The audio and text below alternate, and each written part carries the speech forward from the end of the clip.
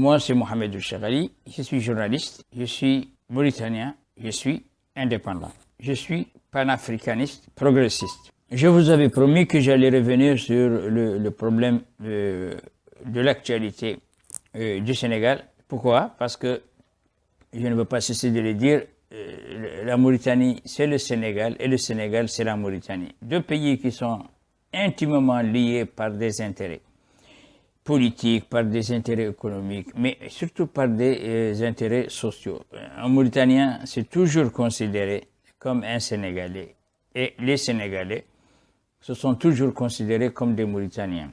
Donc, les relations qui unissent la Mauritanie au Sénégal ne sont pas du tout, pas du tout les relations qui lient par exemple le Sénégal au Mali ou le Sénégal à la Guinée-Bissau ou le Sénégal à la Gambie. La Mauritanie et le Sénégal sont unis par le sang, par les intérêts économiques, mais surtout par une complicité de génération qui confond les deux pays.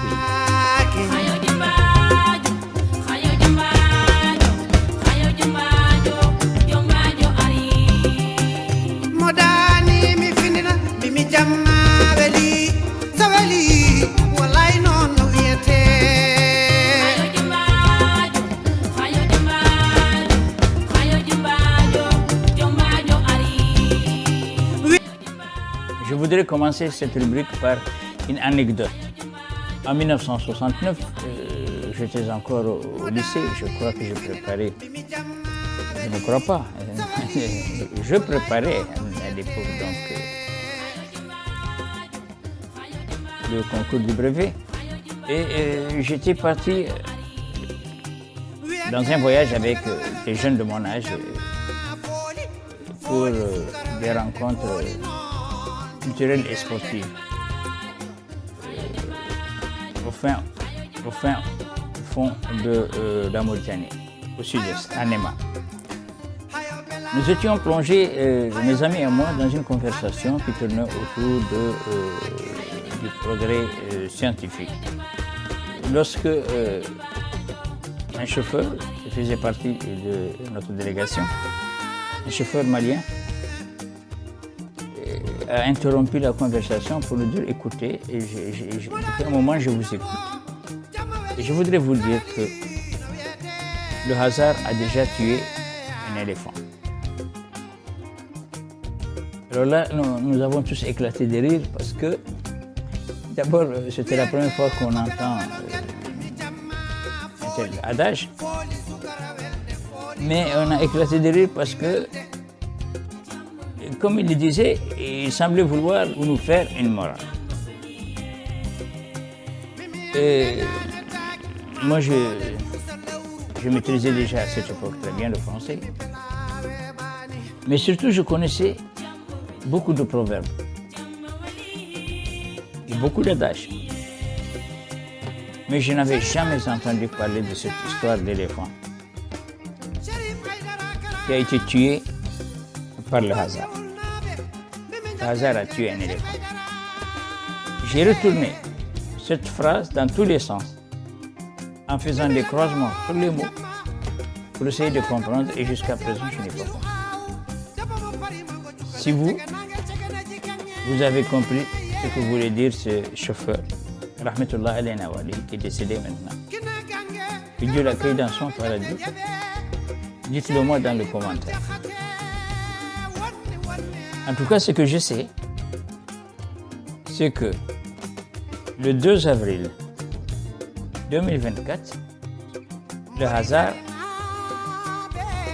a envoyé à la tête du Sénégal un nouveau président. Ça, c'est incontestable. C'est vrai. Le hasard a envoyé à la tête du Sénégal un nouveau président, Bassirou Diomaye Faye. Un inconnu du grand public qui a chuté au plus haut sommet de l'État du Sénégal. Je voudrais, dans cette rubrique, revenir sur quelques détails importants. Importants à savoir, pas parce que vous ne les savez pas, mais parce que parfois, certains ne s'attardent pas sur des détails qui sont pourtant importants. Comment Bassirou Diomaye Faye est arrivé à la tête du Sénégal, tout le monde le sait. Il était en prison, il a été libéré. Aucun obstacle juridique n'empêchait sa candidature. Il était candidat. Il a été soutenu par Ousmane Sonko. Ousmane Sonko, qui est son ami de longue date, qui est son partenaire politique. Et le président du parti auquel il est affilié. Alors, si le hasard dans le temps avait tué un éléphant, le hasard en avril 2024, il a porté au pouvoir Bassirou Diomaye Faye, un jeune président sombre, 44 ans, inconnu de la police, inconnu de la justice, un homme qui, selon le profil qu'on lui voit, semble être un homme très bien éduqué. Le Sénégal, c'est un très grand pays. Le Sénégal est un très grand pays. Je l'ai toujours dit et je l'ai toujours répété. Ce qui est bon à savoir, c'est que le Sénégal est un pays qui compte 18 109 127 habitants. Chiffre exact. C'est le chiffre exact. 18 109 127 habitants à cette date. Il a organisé des élections et pour ces élections se sont inscrits 7 371 890 Sénégalais. 7 371 890 Sénégalais. Ce que je veux dire est très important et je souhaite que vous l'écoutez attentivement et que vous me suivez jusqu'à la fin pour comprendre les enjeux de ces élections pour le Sénégal, qui est un pays d'Afrique, mais un pays pour l'Afrique. Donc, je me reprends, la population est de 18 109 127 habitants. Vous avez des élections qui ont été organisées et vous avez inscrit 7 371 890 et vous avez comme votants 4 519 253. 4 519 253 Sénégalais qui ont voté. Sur les 7 371 890 Sénégalais inscrits sur les listes électorales. Et là, il y a deux remarques à faire. Alors, nous allons procéder à des petits calculs, rapidement. La population du Sénégal est donc de 18 109 127 Sénégalais. Ont été inscrits sur les listes électorales 7 371 890 Sénégalais. Ont voté 4 519 253. 4 519 253. Et là, on va s'arrêter un moment pour un détail qui est important. Lequel? Les élections de 2024 au Sénégal étaient des élections extrêmement importantes. Elle était très attendue. Elle était attendue par ceux de la mouvance au pouvoir. Elle était très attendue par la mouvance de l'opposition. Deux tendances. Une qui voulait que le régime qui était en place se maintienne parce que c'est un système et comme dans tous les pays d'Afrique, le système ne veut jamais perdre une bataille. Parce que simplement, le système, qu'il soit en Mauritanie, au Mali, en Guinée, au Togo, au Gabon, en Centrafrique, il a des passifs que généralement il ne veut pas confier à une équipe de l'opposition. Et nous avons l'opposition qui veut profiter du départ du président du Sénégal, qui a fini son second et dernier mandat, pour occuper sa place. C'est pour ça que les enjeux sont extrêmement importants. Ils étaient extrêmement importants. Mais il y a un mais. Il y a un mais parce que la population du Sénégal compte 18 109 127 habitants. Et sur ces 18 109 127 habitants, ne se sont inscrits aux élections que 7 371 890. Ce qui veut dire que 10 738 237 Sénégalais ne se sont pas inscrits sur les listes électorales. Pourquoi? Ne s'intéressent-ils pas à la politique? Ne veulent-ils pas voter? N'ont-ils pas le temps de voter? Ce n'est pas là le plus important. Ce qui est important, à savoir que les 7 371 890 Sénégalais inscrits représentent un peu moins de 50% de la population. Mais là aussi n'est pas le problème. Le problème, on va le voir maintenant.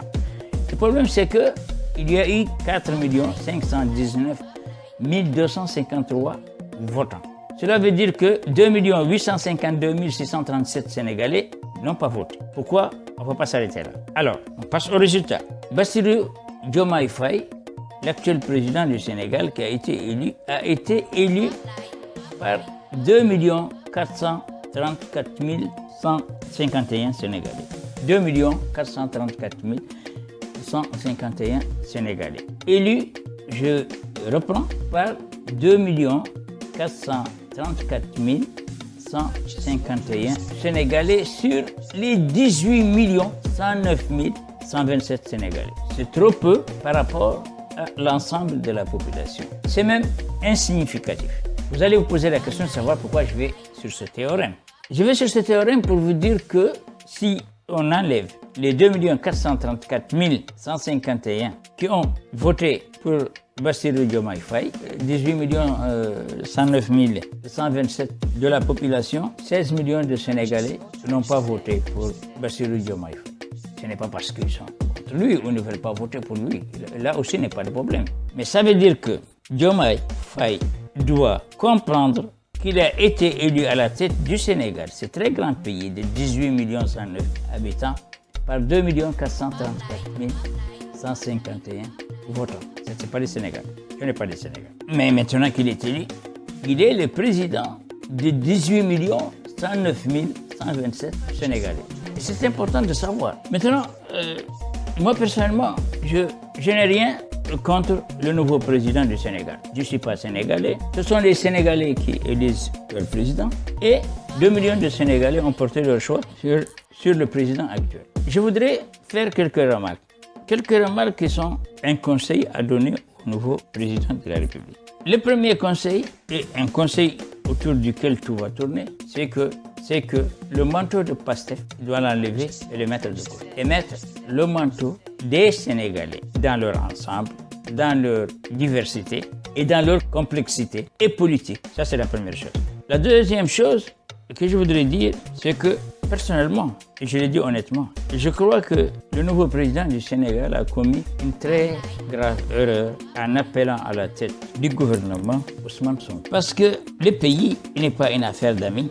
Il n'est pas une affaire de connaissance, il n'est pas une affaire d'appartenance politique, d'appartenance régionale ou d'appartenance ethnique. Pastef, c'est autre chose. Le gouvernement, c'en est une autre chose. Pourquoi je dis qu'il a peut-être commis une faute? Parce que ce que moi je reproche à Ousmane Sonko, qui est un très grand leader politique. Quand on est un leader politique comme Ousmane Sonko, un homme dont la popularité, je l'ai déjà dit dans une autre rubrique, dont la cote de popularité dans les milieux de la jeunesse et du deuxième âge peut frôler les 100%, on utilise cette popularité pour faire quelque chose de positif. Quand on est un homme politique dont la popularité frôle les 100% dans le milieu de la jeunesse et le milieu du deuxième âge, on utilise cette popularité et cette puissance politique pour faire quelque chose de positif.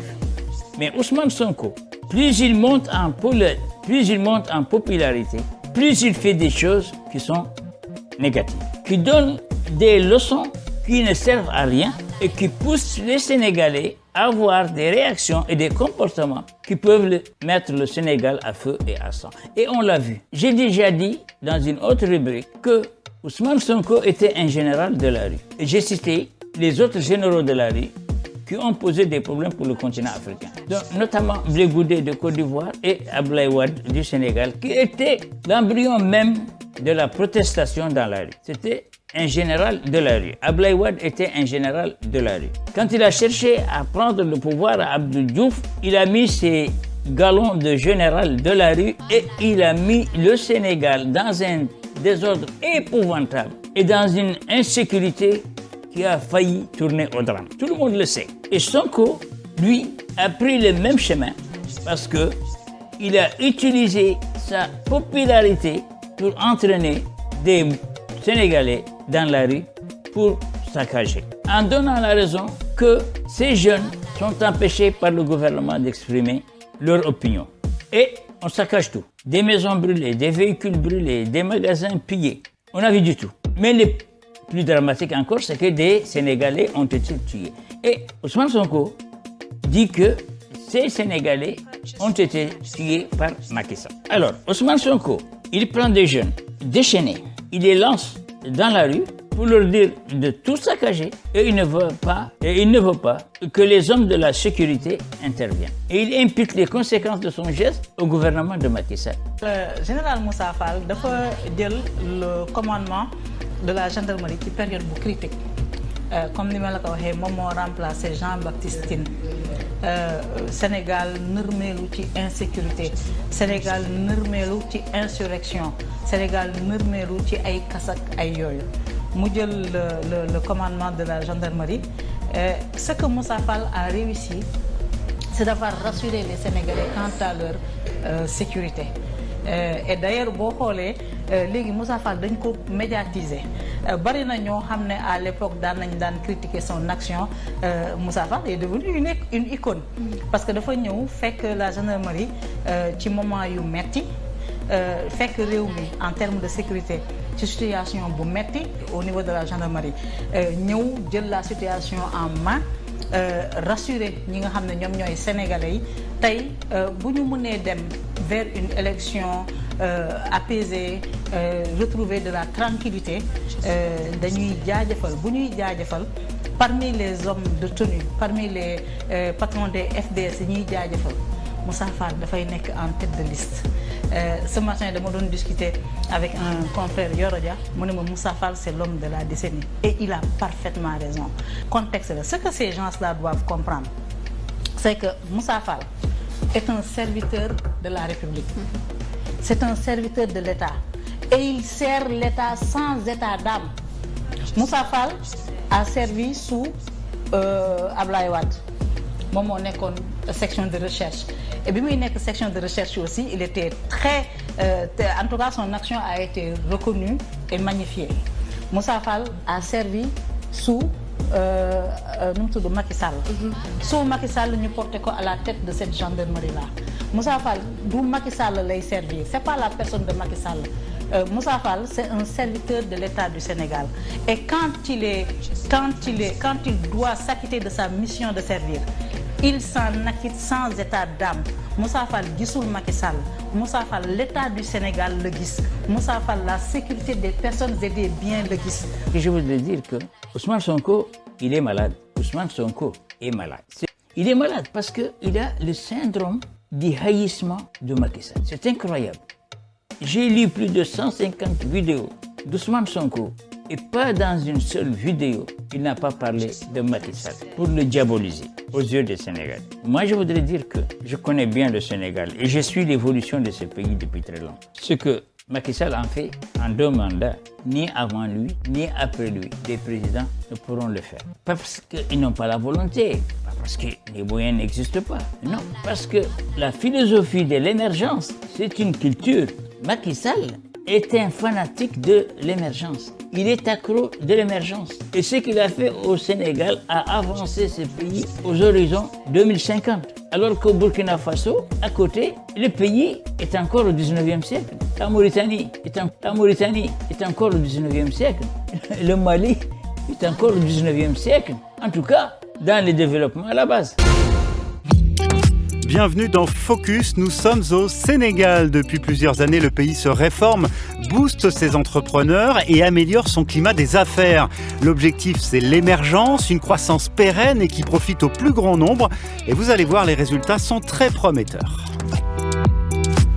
Quasi déserte, il y a encore 5 ans, cette zone est en train de devenir une vraie capitale aux portes de la capitale avec des logements, des infrastructures administratives, de santé, d'éducation, de loisirs et cette plateforme industrielle internationale particulièrement dynamique. À la base, je me pose toujours la question de savoir pourquoi Diomaye Faye n'a pas, par exemple, appelé à la primature Mimi Touré, femme mûre, femme d'expérience et qui connaît très bien les problèmes du Sénégal. Les problèmes dans leur profondeur politique, dans leur profondeur sociale et dans leur profondeur économique. Et maintenant, qu'est-ce qui se passe? Ce qui se passe, c'est que le Sénégal et le gouvernement actuel est en train de déraper. De déraper parce qu'il est plus encore préoccupé par la chasse aux sorcières que le développement du pays, que la mise en place de la nouvelle politique. Il faut que Ousmane Sonko comprenne que maintenant, on a affaire à un pays. Le président Diomaye Faye doit comprendre qu'on ne gère pas un pays comme on gère une famille. On ne gère pas un pays comme on gère un parti. Un pays comme le Sénégal, c'est 18 millions d'habitants. Un pays comme le Sénégal, c'est 18 millions d'habitants. 18 millions d'habitants qui n'ont pas les mêmes problèmes, qui n'ont pas les mêmes visions, qui n'ont pas les mêmes objectifs à atteindre, qui n'ont pas le même amour pour leur pays. Si aujourd'hui, Ousmane Sonko est venu seconder le nouveau président du Sénégal pour se venger contre tous ceux qui lui ont fait du mal, alors on est mal parti. Le Sénégal va se verser dans un environnement de règlement de compte qui risque de refaire réagir la rue. Parce que la rue n'appartient pas à Sonko. Elle n'appartient pas à Ousmane Sonko. La rue, c'est une rue qui ne dépend que de sa propre volonté de faire ou de défaire un président. La rue au Sénégal, elle n'est pas une rue comme on la voit au Congo ou comme on la voit en Côte d'Ivoire ou comme on la verrait au Togo ou au Bénin. Non, la rue au Sénégal, c'est une puissance, c'est un État à part qui a ses structures, qui baigne dans la violence et qui n'a peur de rien. C'est des masses de population, de jeunes qui viennent de tous les horizons. Des repris de justice, des drogués, des saccageurs, des casseurs, des sans-abri, des sans-famille, des apatrides. Quand ils se déchaînent les yeux bandés. Et ça, c'est très grave pour la sécurité d'un pays. La sécurité des personnes et des biens dépend du président de la République. Et tout ce qui est arrivé au Sénégal, il est arrivé pourquoi? Quelle est la conséquence de tout ce qui est arrivé au Sénégal? Qui a mis Ousmane Sonko dans des difficultés énormes. Qui l'a fait envoyer en prison combien de fois? C'est l'affaire Adji Sarr. Monsieur Sonko, vous êtes accusé de viol par une employée d'un salon de massage de Dakar, une accusation que vous niez farouchement. C'est un cas qui dure depuis presque 2 ans maintenant. Une question toute simple, toutefois. Pourquoi est-ce que dans cette procédure, vous avez refusé un prélèvement d'ADN? Parce qu'après tout, ça aurait pu clarifier les choses une fois pour toutes. D'abord, on n'est pas en face d'un dossier judiciaire, on est en face d'un complot d'État. Et la procédure a établi le contrôle.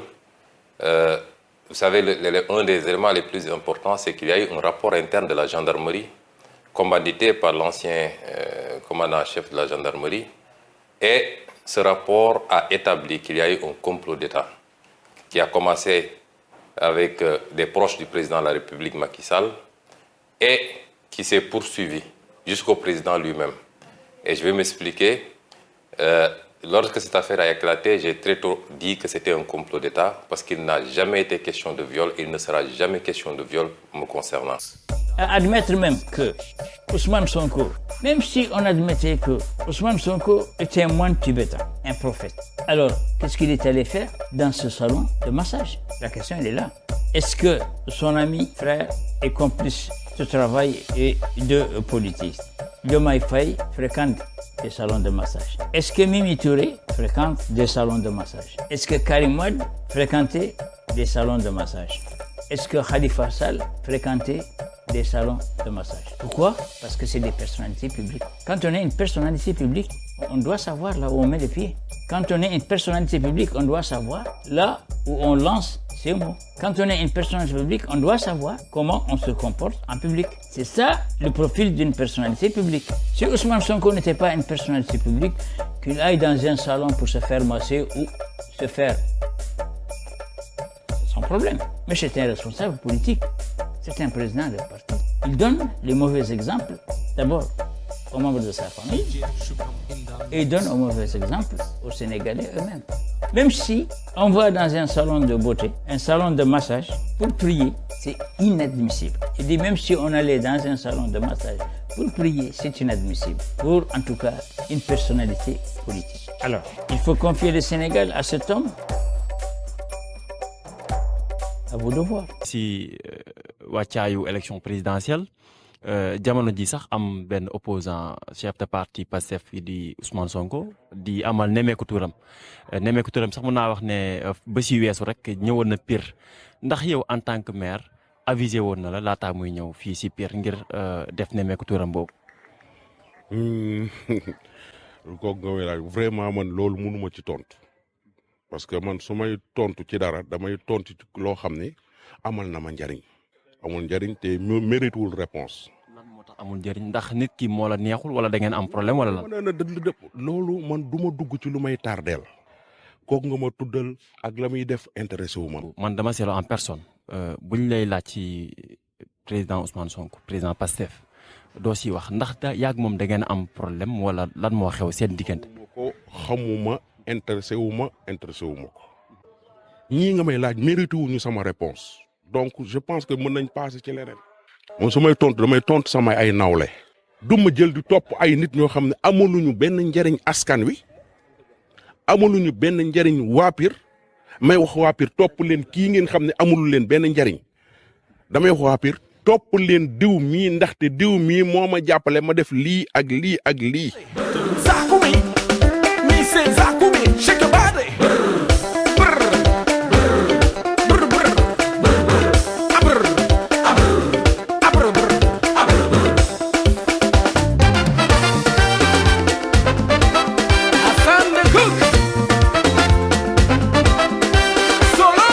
SS Champion Alice Comenant Grégoire Piwele Sibaziango Bangoba Sibaziango Sibaziango Bangoba Sibaziango Abaziango Abaziango Sibaziango Abaziango Abaziango Abaziango Abaziango Abaziango